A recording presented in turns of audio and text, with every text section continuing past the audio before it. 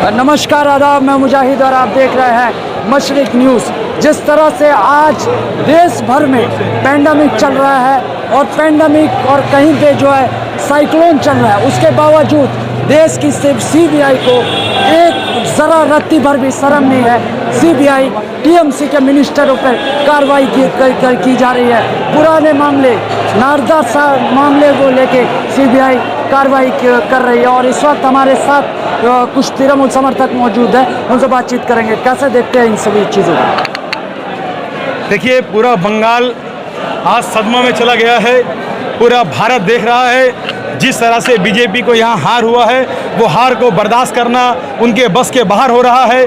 और बीजेपी कहीं ना कहीं बार बार ये कोशिश कर रही है कि बंगाल को किसी तरह से दखल किया जाए, बंगाल को अपने कब्जे में लिया जाए। चाहे आपने देखा होगा, जब से इलेक्शन का रिजल्ट आया है, बंगाल के बड़े बड़े लीडर को यहाँ की नेत्री ममता बनर्जी ने जो वोट के माध्यम से गोल किया है, वो इतना गोल हुआ है कि वो बर्दाश्त कर नहीं पाए हैं। और आज भी उनके नेता मंत्री बंगाल के ऊपर नज़र गड़ाए हैं और यही चाह रहे हैं कि बंगाल को दखल किया जाए।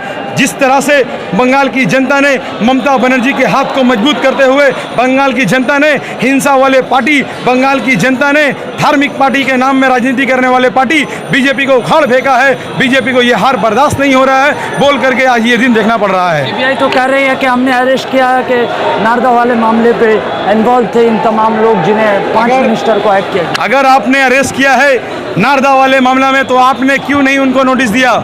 आपने क्यों नहीं मदन मित्रा को नोटिस दिया? आपने क्यों नहीं फिराद हकीम साहब को नोटिस दिया? आपने क्यों नहीं सुब्रतो मुखर्जी को नोटिस दिया? और अगर नारदा केस में आपने इनको बुलाया है, क्यों नहीं आपने अपने दामाद मुकुल राय को बुलाया? क्यों नहीं आपके बिनोई साहब जनाब सुवेंदु अधिकारी जी, उसको आपने क्यों नहीं बुलाया? क्योंकि ये आपके दामाद है, ये आपके ससुर हैं। कौन है बताइए जो आपने इन्हें नहीं बुलाया? इसी मामले में 11 आदमी का नाम है, उसमें आधा से ज़्यादा आदमी भाजपा में चले गए हैं। उनको क्यों नहीं यहाँ बुलाए हैं? जबकि हमारे लीडर, हमारे जो नेता है, उनका तो नाम होने के बाद उनको क्लीन चिट भी मिला। अभी तक कोई कार्रवाई नहीं हुआ कि उनको दोषी माना जाए। फिर क्यों उनके घर में जाकर उनको केंद्रीय बाहिनी को लेकर के अरेस्ट करना पड़ा? क्राइसिस का दौर है अभी। जिस तरह से सीबीआई ये आक्रमण कर रही है टीएमसी के नेताओं के ऊपर, किस तरह से देखते हैं? देखिए, बीजेपी बुखला गया है।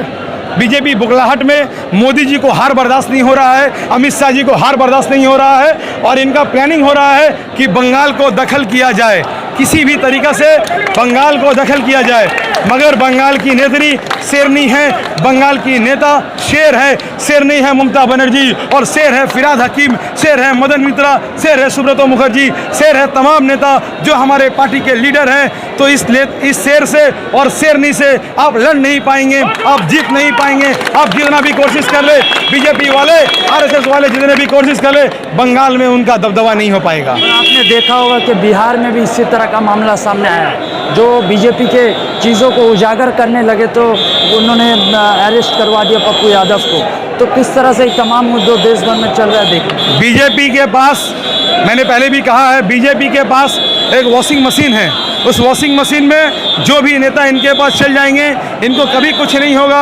और जो नेता इनके मुखालिफ करेंगे, जो नेता इनको हराएंगे, उनके खिलाफ इसी तरह से कार्रवाई किया जाएगा जिस तरह से कांग्रेस के खिलाफ में हो रहा है, अब बंगाल में टीएमसी के नेताओं के संग हो रहा है। मगर बंगाल की जनता दोनों हाथ से ममता बनर्जी को आशीर्वाद कर रही है, एक साथ खड़ी है। हम ऐसे होने नहीं देंगे। और यहाँ के गवर्नर जो बीजेपी के दलाल हैं, number 1 Dalal of BJP party, JP Dhankhar साहब बीजेपी के दलाल हैं। उनकी दलाली ख़त्म नहीं हो रही है।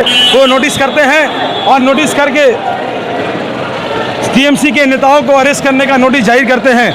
मैं बीजेपी के नेता और बीजेपी के दलाल गवर्नर से कहूँगा कि ऐसी दलाली बंद करें। आपको एक इतना बड़ा संवैधानिक पोस्ट में बढ़ाया गया है, मगर आप जिस तरह से गंदी राजनीति का सपोर्ट कर रहे हैं और आप बीजेपी के दलाली कर रहे हैं, आने वाले दिनों में हम लोग उनका भी घेराव करेंगे। बंगाल की जनता हमेशा गलत के खिलाफ खड़ी हुई है, कल भी उनके खिलाफ खड़े होगी। देखिए, ये जो घटना हुआ बहुत शर्मसार घटना है, मगरबी बंगाल के लिए बहुत शर्मसार घटना है। नारदा केस की याद इनको अभी आ रही है। नारदा केस जब चल रहा है, आप रातों रात एक फैसला करके आप कोई इन्फॉर्मेशन नहीं दिए, कुछ नहीं किए। सुबह आप डायरेक्ट घर पहुंच के, हमारे विधायकों के घर पहुंच के आपने उन्हें अरेस्ट किया और अभी तक आप बता नहीं पा रहे हैं कुछ। ये बहुत शर्मसार घटना है मगरबी बंगाल के लिए और आज का दिन को हम लोग बहुत काला दिन के रूप में देखेंगे बंगाल के लिए। जिस तरह से कहा जा रहा है कि शुभेंदु अधिकारी भी इस मामले में थे, शुभेंदु अधिकारी को अरेस्ट नहीं किया गया। क्या शुभेंदु अधिकारी को भी अरेस्ट करना होगा, मुकुल राय को भी अरेस्ट करना होगा, शंकुदेव पांडा को भी अरेस्ट करना होगा। जितने लोग थे जो बीजेपी में जाके अपने आप को पाक साफ किए, उन लोगों को भी ला के अरेस्ट करना होगा।